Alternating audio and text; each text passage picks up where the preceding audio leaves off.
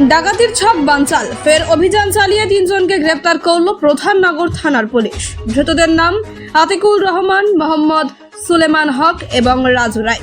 ধৃতরা চম্পাশাড়ির সংলগ্ন এলাকার বাসিন্দা। জানা গিয়েছে, গতকাল গভীর রাতে গোপন সূত্রে পুলিশের কাছে খবর আসে যে দার্জিলিং মোড় সংলগ্ন এলাকায় বেশ কয়েকজন দুষ্কৃতী জড়ো হয়েছে। এরপরই প্রধাননগর থানার পুলিশ অভিযান চালিয়ে ডাকাতির ছক বানচাল করে ও 3 জনকে গ্রেপ্তার করে। ধৃতদের হেফাজত থেকে ধারালো অস্ত্র উদ্ধার হয়। আজ ধৃতদের শিলিগুড়ি আদালতে পেশ করা হয়েছে। গোটা ঘটনার তদন্ত শুরু করেছে পুলিশ।